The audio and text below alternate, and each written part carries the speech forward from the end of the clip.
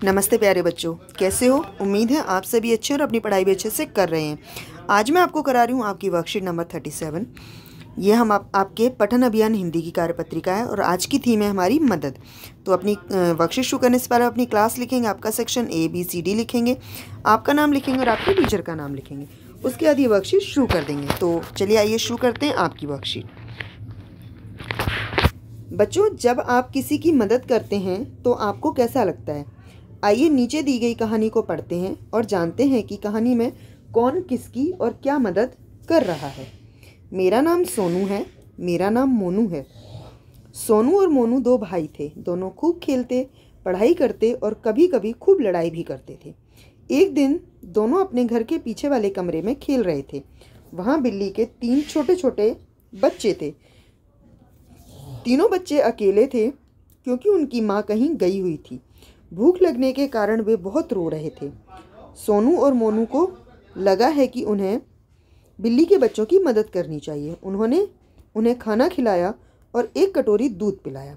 बिल्ली के बच्चों की भूख शांत हो गई और वे फिर से खेलने लगे। यह देखकर सोनू और मोनू को बहुत खुशी हुई। तो उन्होंने बिल्ली के रोते हुए बच्चों को दूध पिलाया, खाना खिलाया और उनको वो फिर से हंसने लगे।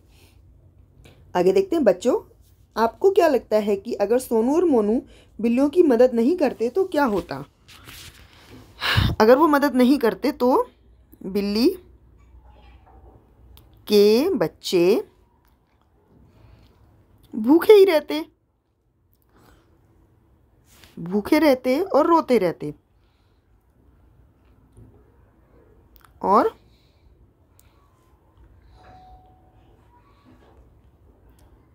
रोते रहते। ठीक है। अगला है, अगर आप सोनू की जगह होते तो आप क्या करते?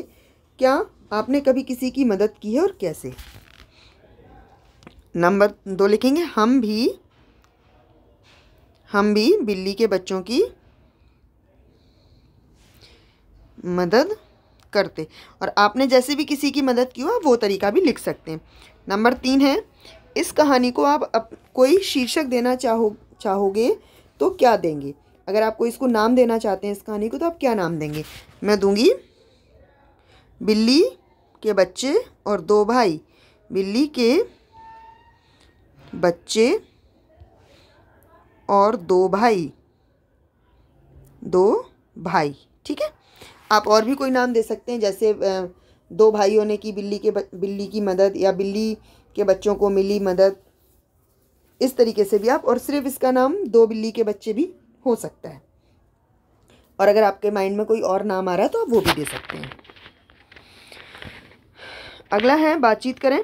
इसमें ये मेंढक और ये सांप के आपस में बातें कर रहे होंगे, वो आपको लिखने और अपने टीचर को सुनाने हैं।